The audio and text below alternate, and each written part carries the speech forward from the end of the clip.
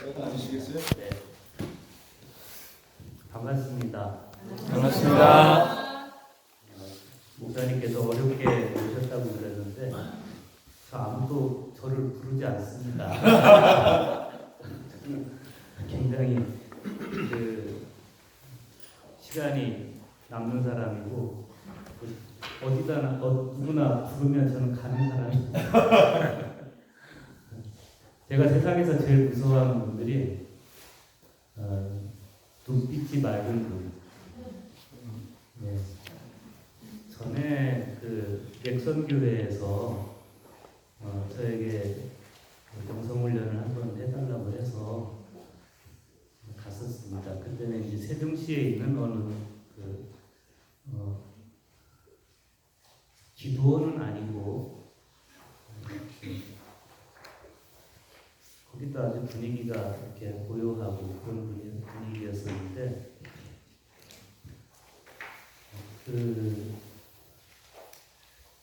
여기보다 더 작게 한 20명도 안 되는 분들이 이렇게 앉아 계셔요. 그런데 그 방 안에 들어서는 순간에 제가 굉장히 압도를 당했습니다.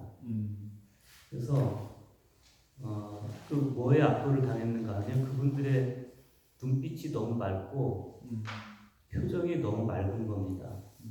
거기에 압도를 당했습니다. 그랬던 적이 있었는데 오늘도 제가 그런 압도를 당하고 있습니다. 지금. 그런데 참 그 다일 공동체 제가 굉장히 궁금했고 또 제가 아주 그 대학원 졸업할 때 졸업 논문을 쓸 때 그때 이제 성만찬의 영성에 대한 책을 논문을 썼었는데 그때 이제 그 목사님하고 김현수 사모님하고 같이 쓰신 그 책이 있었습니다. 갑자기 책 이름 생각이 안 나는데 영성수련의 실제 그 책을 이제 그 참고 도서로 해서 책을 썼던 그 논문을 썼었고 그래서 이제 특히 다일 공동체에 한번 꼭 와보고 싶은 그런 마음이 항상 있었는데 이렇게 또 목사님께서 기회를 주셔서 같이 이야기를 나눌 수 있는 그런 시간을 주셔서 너무 감사합니다. 감사하고 아까 말씀드렸다시피 부산에서 출발할 때 감기 몸살이 너무 심했습니다. 그래서 목사님께서 이제 비행기 티켓을 끊어주셨었는데 내일 가는 길에 친구 아버지 장례식장을 들려야 돼서 그냥 차를 가지고 왔어요. 차를 가지고 오면서 속으로 미쳤지. 그냥 편안하게 보내주신. 그렇다고 또 남아있던 중천금인데 또 차 가지고 가겠습니다 해놓고 다시 또 말씀드릴 수도 없고 그래서 그냥 차 가지고 왔습니다. 근데 차에서 내리는 순간에 저는 이렇게 맑은 공기, 공기가 사람을 회복시키는구나 느꼈습니다. 정말 그 공기에 한번 제가 힐링을 하고 또 맛있는 저녁밥 또 차 마시면서 또 꽃 말리는 그 안에 들어갔더니 그 향기가 만 가지 꽃의 향기라고 표현하면 될까요? 그 향기에 지금 아주 컨디션이 굉장히 좋습니다. 감사합니다. 하나님의 은총이고 또 여러분들이 저에게 주시는 선물인 것 같습니다. 저는 그 부산에서 목회를 하는데 사실 저는 강원도 사람입니다. 강원도 사람이고 청소년기는 이제 전라북도 익산에서 성장을 했는데 신학교 때 1학년 때 부산에 내려가서 부산의 매력에 꽂혀가지고 지금까지 부산을 떠나지 못하는 또 부산을 떠날 마음이 전혀 없는 그런 사람입니다. 근데 목회를 이제 하면서 제일 좀 쉽지 않았던 건 뭐냐면 부산에 부산 교회가 가지고 있는 정서, 이게 이제 좀 쉽지가 않았습니다. 왜냐하면 부산에는 이제 고신대학교가 있습니다. 아시다시피 고신대학교는 아주 보수적인 그런 교회이고, 이제 고신세가 아주 세다 보니까 부산에 있는 교회들은 하여튼 고신처럼 보여야 좀 살아남을 수 있는 그런 분위기. 특히 저희 같은 감리교회는 또 이단이라고 그렇게 그래서 감리교를 이단이라고. 네. 아이고. 네. 그리고 수영록교회에서 특히 감리교는 이단이라고 그래서 어떻게 해서든지 우리는 고신과 같은 교단이라고, 고신과 같은 복음적인 교단이라고, 하여튼 고신과 다르지 않다는 걸 어떻게 해서든지 입증해 보여야 살아남을 수 있는 그런 분위기입니다. 지금도 사실은 거의 그렇습니다. 그런데 이제 그렇게 목회를 시작을 하면서 부산에서 이제 첫 목회를 시작을 하면서 부딪히는 게, 처음부터 부딪힌 게 예배의 문제였습니다. 예배. 왜 우리 개신교 예배는 이렇게 가볍지? 가벼워야 개신교다운 건가? 뭐 이런 생각을 처음에 갖게 됐고, 예배가 예배답다고 하는 게 뭘까라고 생각을 해봤는데, 성찬을 회복을 해야 되겠다. 그래서 이제 학부를 졸업하고 한동안 있다가 이제 대학원을 진학을 했는데, 대학원에 가서 성만찬을 꼭 전공을 해야 되겠다. 성만찬에 대해서 좀 더 확실하게 공부를 하고, 그리고 한국교회 정말 진짜 진정한 예배가 뭔지를 좀 공부를 해야 되겠다. 그런 생각을 가지고 이제 대학원에서 공부를 했습니다.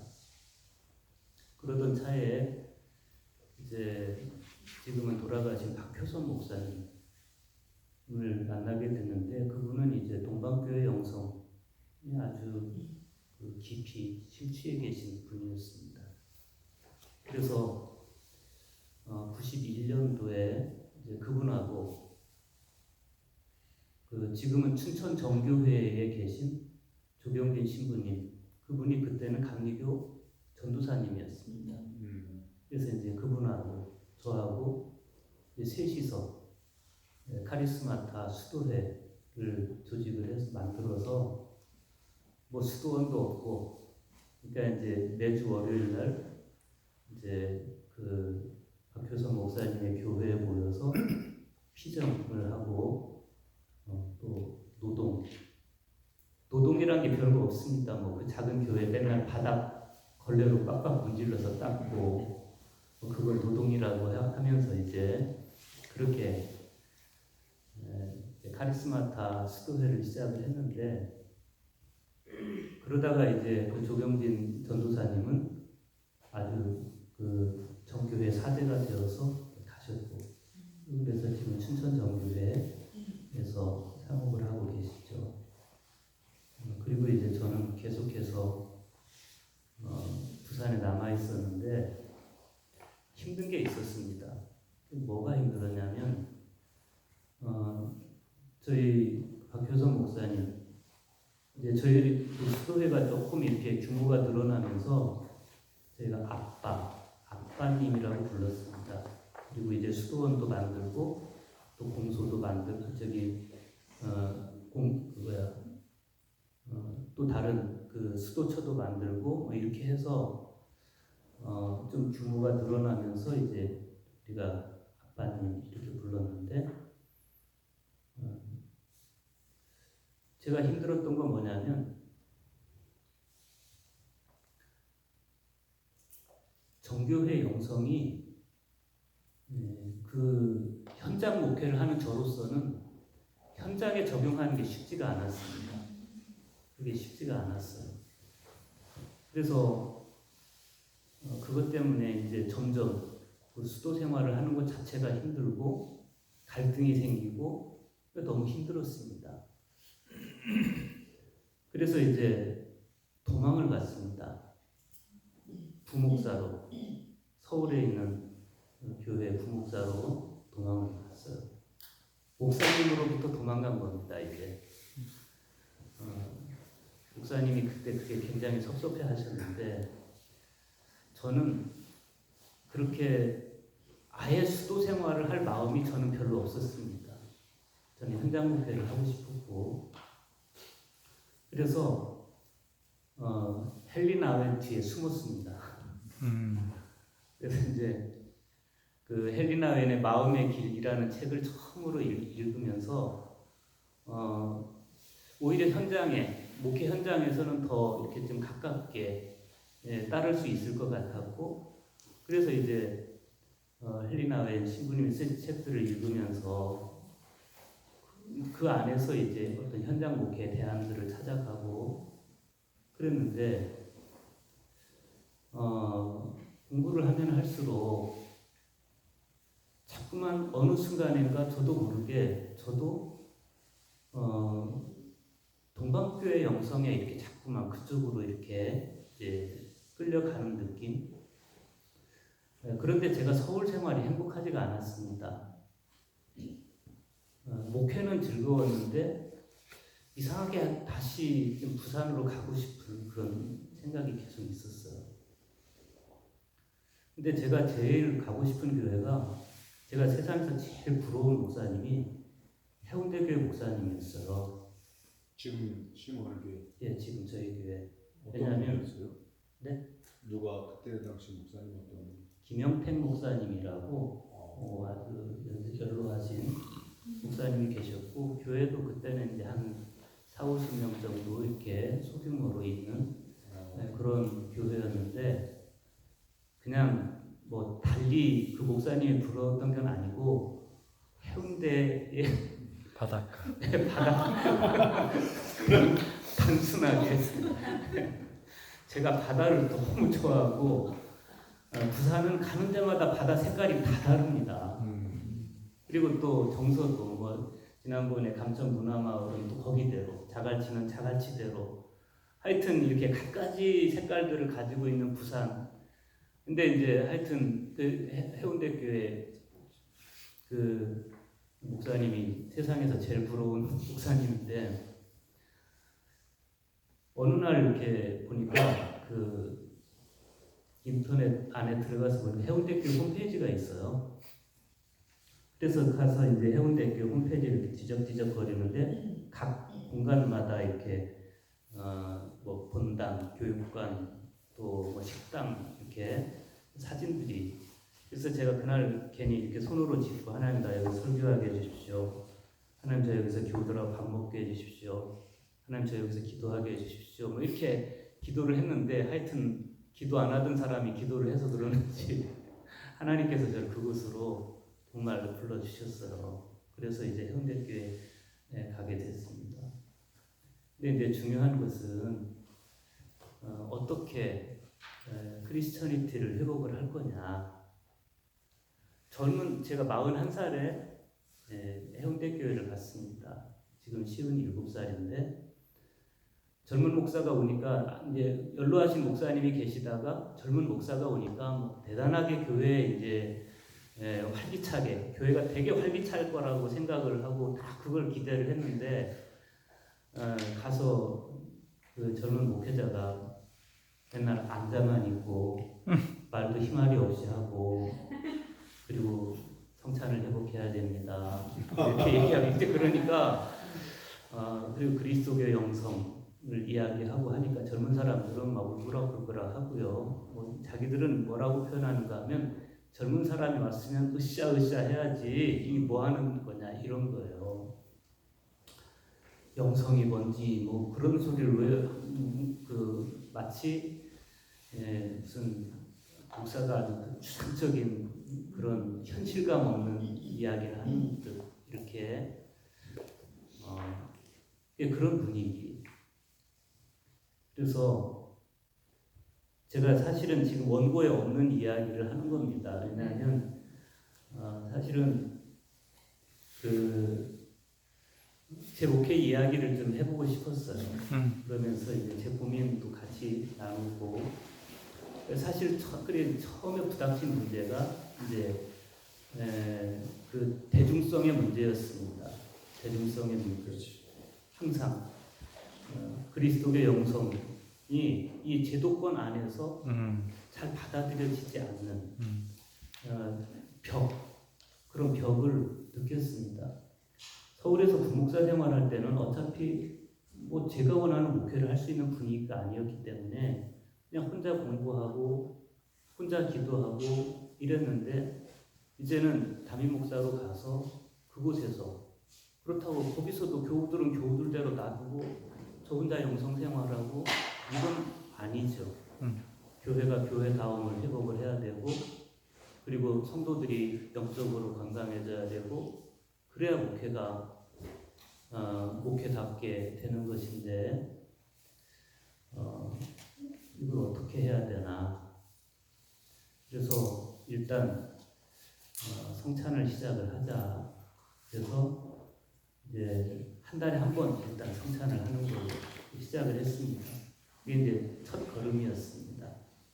그리고 나서 이제 지금의 형태로 목회할 수 있기까지는 17년. 저는 정말 우리 교우들이 거의 느끼지 못할 만큼 그렇게 1년에 하나씩 조금씩 왜냐하면 저희 아빠님이 실패는 아니지만 힘들었던 걸 제가 봤기 때문에 좀 나쁜 의미에서 좀 영리하게 했습니다. 그래서 그분은 단박에 성서일과 시작하고 단박에 성찬 시작하고 그런데 교우들이 다 나갔습니다. 굉장히 어려움을 겪으셨기 때문에 그렇게 하지 않고 정말 교우들이 이렇게 못 느낄 만큼 이제 그렇게 조금씩 변화를 시작을 했습니다. 근데 이제 처음 교우들하고 부딪힘이 언제 처음에는 이제 성찬을 하니까 어떤 소문이 나냐면 목사가 폼 잡는다. 이제 가운 입고 이렇게 성찬 행위를 하는 것이 폼 잡는 것처럼 보였던가 봐요. 그런 이야기도 들리고 부산의 분위기는 촛불만 켜도 사람들이 갑니다. 왜 촛불 켜냐고 뭐 여기가 성당이냐 뭐 법당이냐 이런 사람들이 가는 분위기인데 성찬을 하니까 이제 쉽지 않았고 그리고 이제 처음에 크게 부딪혔던 게 이제 성서일과를 시작하면서 이제 어느 시점에 가서는 저도 이제 더 본격적으로 고민을 하기 시작했습니다. 크리스천리티를 우리가 회복을 하고 정말 이제 하나님 앞에서 신자다운 예수님을 닮아가는 삶을 살아야 되는데 그러려면 예수의 행적을 정확하게 쫓아가야 되지 않을까. 시간적으로 분할해서 그분의 걸음을 따라가야 그래야 그분을 닮아갈 수 있지 않냐. 그래서 이제 성서일과를 시작을 했습니다. 성서일과에 따라서 2010년에 이제 시작을 했어요. 제가 저희 교회 간지 한 7년 만이었습니다. 그래서 1년을 했어요. 1년을 했는데 그때는 그 본문 3개 중에서 시편은 음송으로 이제 빼놓고 본문 구약과 서신서와 복음서 중에서 본문을 하나만 읽었습니다. 3개 다 낭송하지 않고 예배 시간에 그 성서일관만 밝히고 성경 봉독은 하나만. 성서 일과는 다 적어놓고 본문에 뭐 구약 그 가톨릭처럼 제1독서, 제2독서, 복음독 이렇게 하지 않고 그냥 구약, 서신서, 복음서 그리고 음송. 근데 읽기는 하나만 읽고. 처음엔 하나만 읽고.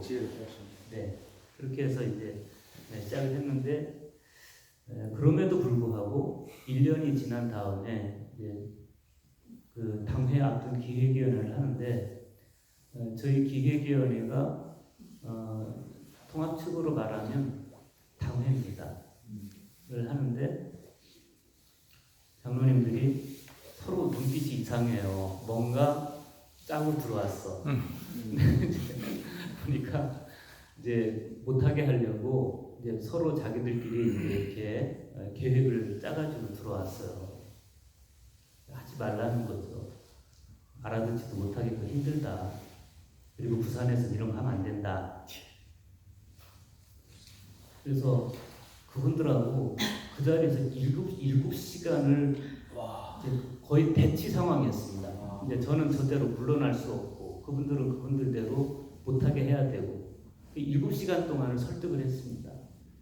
그렇게 해서 내린 결론이 그럼 1년만 더 하자. 그래서 이제 1년만 더 하기로 하고 그리고 나서 이제 시작을 한 게 벌써 이제 3바퀴가 돌았죠. 3바퀴 돌고 이제 4바퀴째 돌아가는 겁니다. 그리고 이제 재작년에 한 3년 전인가 2년 전에 그때 이제 한 달에 한 번씩 하던 성찬을 이제 매주 한다. 그래서 그 전 해에 내년부터 매주 합니다. 올해는 안 하지만 내년부터 매주 합니다. 미리 이제 이야기를 해놓고 그리고 1년이 지난 다음에 하려고 하는데 이제 그 목회 계획을 이제 매주 성찬을 하는 걸로 이렇게 세워서 목회 계획을 발표를 했더니 또 장로님들하고 8시간을 대치했습니다. 8시간 또 설득하는 작업. 그래서 내린 결론 좋다. 그러면 이제 절충을 일단 1부 예배만 매주 하겠다. 1부 예배만. 2부 예배는 좀 그러면 유예하자. 그래서 이제 1부 예배를 이제 매주 성찬을 하고 이제 2부 예배는 그냥 전하고 같이 하는데 1부 예배 인원이 점점 늘어나서 지금 1부 예배하고 2부 예배하고 거의 인원이 같아지는 이제 그런 상황으로 가고 있습니다.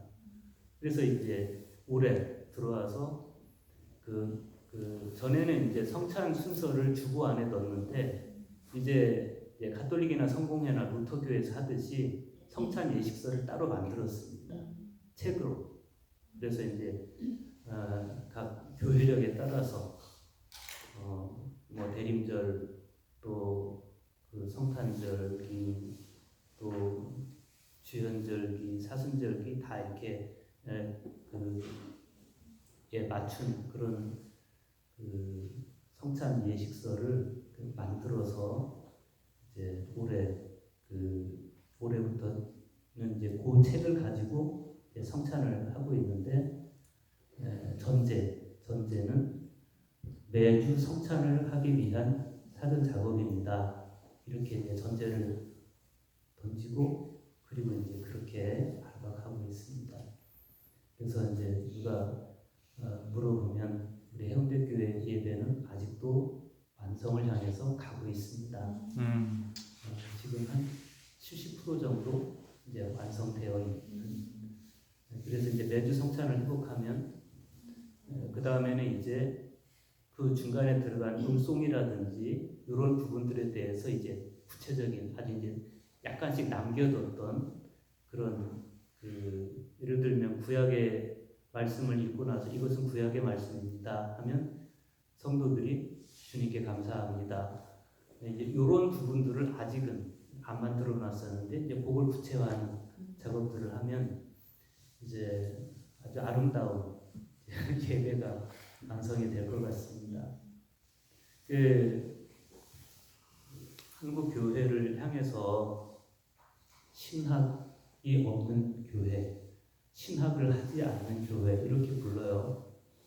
그러니까 신학생들이 학교에서는 신학을 공부하는데 이제 일반 교회로 파송을 받아 나가면 신학을 버리는 겁니다. 뭐 굳이 교회가 신학적이어야 되냐라고 할 때 교회가 꼭 신학적이어야 될 이유는 없지만 그러나 교회가 신학을 버리면 방향을 상실하고 그리고 그때부터 교회는 폐교할 수밖에 없다. 그래서 교회가 꼭 신학적이어야 할 필요는 없지만 그러나 신학 안에 있어야 된다. 4세기에 교부이셨던 폰투스 에바브리우스께서 그런 말씀하시죠. 그대가 신학자라면 그대는 기도하는 사람이 되어야 합니다. 그대가 기도하는 사람이라면 그대는 신학자가 되어야 합니다. 그러니까 교회가 기도를 하는 교회면 신학도 해야 되고 신학을 하는 교회면 기도도 해야 되고 그래서 영성과 지성이 균형을 이루고 일치를 이뤄야 교회가 정확하게 판단도 할 수 있는 거 아니겠어요? 무조건 뜨거워서만 되는 것도 아니고 무조건 지성적이어서만 되는 것도 아니고 폰투스 에바브리우스 이야기가 나왔으니까 그분 말씀을 잠깐 드리면 여러분들은 다 아시는 이야기라고 생각이 됩니다. 그분이 콘스탄티노플에서 굉장한 신학자이지 않았습니까? 아리우스 학파하고 아주 첨예한 신학적 갈등이 있을 때 그 아리우스 학파의 도전을 가장 탁월하게 제압한 사람이 에바브리우스였습니다. 그 많은 신학자가 콘스탄티노플에는 없었던 거죠. 그런데 이분이 가장 신학자로서 정점에 있을 때 그때 사랑에 빠지죠. 콘스탄티노플의 시장의 부인과 사랑에 빠집니다. 어찌 보면 그것이 그분에게는 굉장히 위기였을 거라고 생각이 됩니다. 근데 어느 날 음성이 들려옵니다. 그래서 그분에게 그 음성이 이집트로 가라는 거였어요. 사막으로 가라. 그런데 이분이 사막으로 가지 않고 예루살렘으로 갑니다. 왜 그랬을까 생각을 해보면 아마 콘스탄티노플에서 그렇게 화려한 신학자로서의 삶을 살던 분이 단박에 이집트 사막으로 가기는 쉽지 않은 결단이었을 것 같아요. 그런데 그분이 결국 예루살렘에서 계속 있지 않고 결국은 이집트 사막으로 가죠. 그리고 거기서 돌아가실 때까지 교부로서의 그 독수자, 독거 은수 생활을 하시게 되는데 그분이 그래서 그분이 했던 말이 저는 그런 것 같아요. 당시 그대가 신학자라면 그대는 기도하는 사람이 돼야 됩니다. 그대가 기도하는 사람이라면 그대는 신학자가 돼야 됩니다. 이게 에바브리우스가 한 이야기라서 더 제 가슴에 왔던 것 같아요. 다른 그 어떤 사람이 아니라 신학자로서의 삶과 헤지카스트로서의 삶을 살았던 사람이라서 그분이 하신 이야기라서 저는 오늘날 교회들이 더 그분의 이야기를 귀 기울여 들어야 되는 것이 아닐까. 그분이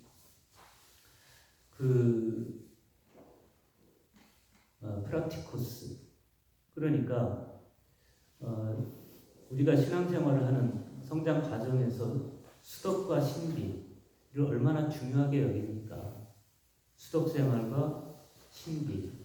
우리 개신교에서는 성화에서 영화 이런 단계를 굉장히 귀하게 여기는데 에바브리우스도 프락티코스, 그러니까 수덕생활이라고 볼 수 있겠죠. 이 수덕생활을 얼마나 그분이 귀하게 여겼습니까? 그래서 수행의 과정을 잘 겪어야, 수행의 과정을 잘 거쳐야 그 다음에 관상생활이 가능하다. 그러니까 여러분들이 이곳에서 공동체를 이루고 있기 때문에 저는 이런 고민이 가능하리라고 생각을 합니다. 한양대학교에서 해마다 이제 목회자 영성 수련을 해요. 한양대학교 그 사회교육원에서 이렇게 교체를 하는 건데 그곳에서 이제 관상기도에 대한 수련이 있었습니다.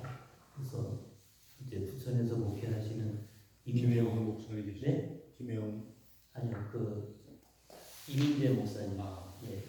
그분이 이민재 목사님. 네? 이민재?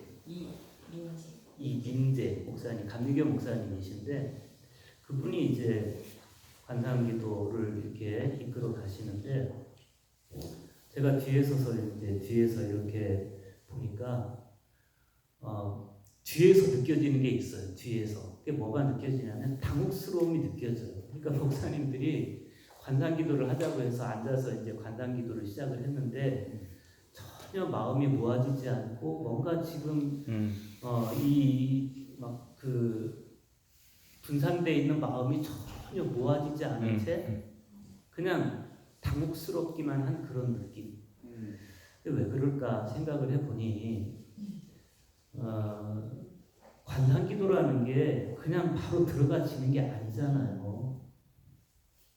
그러니까 당연히 그 전에 겪어야 될 프락티코스, 그러니까 수덕 생활을 겪질 않으니까 관상기도 자체가 이게 될 수가 없는 거죠.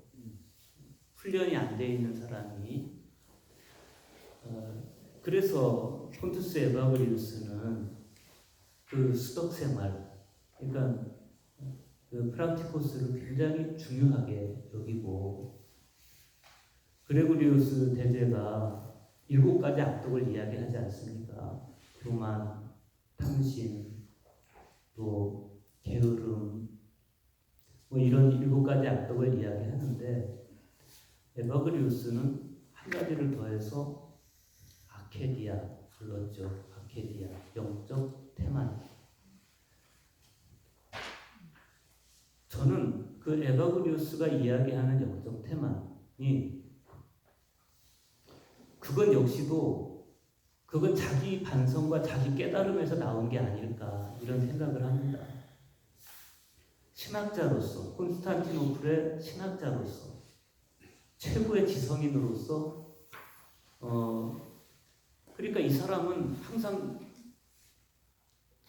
그 신학생들을 가르칠 때나 어디에서나 이 사람은 신학적인 논객이 됐을 것이고 늘 예수 그리스도를 이야기했을 것이고 그러나 정작 그 삶이 피폐해지고 자기 삶은 불륜에 빠지고 이렇게 갔던 것은 지성으로만 하나님을 알았던 한계, 지성으로만 하나님을 알았던 것이 결국 그 자신을 아케디아로 끌고 간 것이 아니었을까. 영적 태만으로 지식으로는 하나님을 알지만 그러나 가슴으로는 전혀 하나님과 일치되어 있지 않은 자신의 상태를 본인이 아케디아로 본 것이 아닐까. 그래서 그 8가지 죄악을 이야기하면서 영적 태만을 덧붙인 것이 아닐까 이런 생각이 들어요. 그런데 그분이 그 8가지 죄악에다가 성경 구절을 하나씩 다 붙이지 않습니까? 예, 그러니까 프락티코스는 뭐냐라고 했을 때 결국 사람들이 가지고 있는 이 8가지 죄악, 교만이면 교만, 게으름이면 게으름, 탐식이면 탐식, 탐심이면 탐심, 이런 그 게으름마다 성경에 있는 모든 성경 구절을 다 뽑아서 그 악덕에 대응할 수 있는 그런 성경 구절로 이제 담화를 만드는 거죠. 그래서 자기 마음속에 드는 그 악한 생각을 성경 말씀으로 대적하고 성경 말씀으로 이겨나가는 그게 이제 안티레티코스 아닙니까? 그렇게 그분이 영성생활을 하신 거죠. 그리고 그 과정을 통해서 아파테이아, 하나님과의 일치, 마음의 일치, 뜻의 일치, 아파테이아의 단계를 거쳐야 그때 비로소 관상의 세계로 들어갈 수가 있는 것인데 이런 과정을 전혀 이야기하지 않고 이런 과정을 전혀 배제한 상태에서 그냥 관상을 이야기할 때 그때 자기 죄를 그냥 놔둔 상태에서 방치해둔 상태에서 전혀 삶의 훈련이 수덕 생활이 전혀 이루어져 있지 않은 상태에서 어떻게 관상으로 들어갈 수가 있느냐? 어떻게 하나님을 바라볼 수 있으며 어떻게 하나님과 친밀감을 느낄 수 있으며 어떻게 하나님과 일치를 이룰 수 있겠느냐? 이런 거죠. 그런 측면에서 오늘날 우리 한국교회도 반성을 할 수밖에 없는 것이고, 특별히 이렇게 공동체를 통해서 영성생활을 하시는 여러분들도 이런 부분들에 대한 성찰이 있어야 될 것이다. 아마 뭐 벌써 하시고 계시리라고 생각이 되어집니다. 그렇지 않고서 어떻게 표정이 이렇게 밝을 수가 있겠습니까? 그렇잖아요. 네. 결국 하나님을 알아야 되는 건데 예배라는 게 그런 거 아닙니까? 하나님께서 하신 일에 대한 우리의 반응이 있고 예배를 통해서 우리는 당신을 알아가는 것인데 하나님을 아는 방법은 우리 그리스도의 역사 안에서 보면 두 가지가 있죠. 두 가지. 하나는 개념적으로 하나님을 아는 방법. 개념적으로 정리해서 하나님을 알아가는 방법. 하나는 개념 너머의 방법으로 하나님을 알아가는 방법. 개념적으로 정리해서 하나님을 알아가는 방법. 이것을 이제 카타파틱이라고 그러죠. 긍정신학이라고 그럽니다. 긍정신학. 아마 하나님의 뜻을 정확하게 개념적으로 정리를 했기 때문에 그냥 그것 하나하나에 긍정하면서 신앙적으로 정립해가는 것. 그래서 긍정신학이라고 하지 않을까. 그렇게 저는 생각을 합니다. 그런가 하면 개념 너머의 방법이 있습니다. 개념 너머의 방법으로 하나님을 알아가는 그것을 아포파틱 신학이라고 그럽니다. 부정신학이라고 그래요. 부정신학.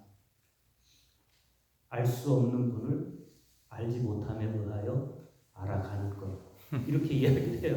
부정신학은. 알 수 없는 분을 알지 못함에 의하여 알아가는 것. 그러니까 이런 거죠. 개념적으로 정리해서 가르쳐주는 것은 신학적으로나 또는 성서 연구를 통해서나 우리가 아멘 할 수 있고 납득될 수 있고 그렇지만 개념 너머의 방법이라고 하는 것은 그거는 지성을 사용하는 것이 아니고 가슴을 사용하는 거죠.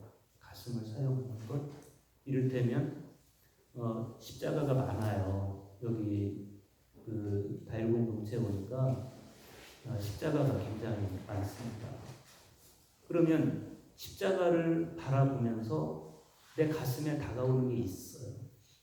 내 가슴에 느껴지고 체감되는 감동. 이 콘을 보면서 체험하는 은혜. 이런 게 있어요. 이거는 개념적으로 오는 게 아니죠. 이건 마음으로 오는 겁니다. 이건 마음으로 오는 거예요. 그런데 이게 진짜인지 모르겠어요. 개념적으로 딱 정리해서 수학 답을 떨어지듯이 개념적으로 딱 정리해서 오는 거는 뭐 금방 머리로 받아들여서 아멘 할 수 있겠는데 저 십자가를 보면서 이 콘을 보면서 내 가슴에 느껴지는 감동 이거는 이게 옳은 것인지 아니면 아닐 수도 있는 것인지 끊임없이 부정하게 되는 네거티브의 과정을 거치게 되는 거죠. 그러나 이런 부정을 거치고 하면서 정말 하나님께로 도달하게 되는 진짜 그분의 마음을 알아가고 그분의 심정을 알아가는 심적 근저성이라는 말이 있습니다. 심적 근저성.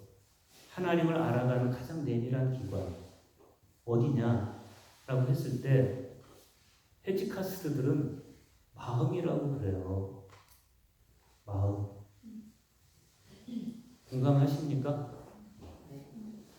되게 이제 뭐 사모님께서는 이제 가톨릭에 운동 계셨었지만 되게 가톨릭 서방교회를 통해서 이렇게 발전해 온 것이 긍정신학이라고 한다는 동방교회 쪽을 통해서 해지카스트들을 통해서 발전해온 신학이 부정신학 아닙니까?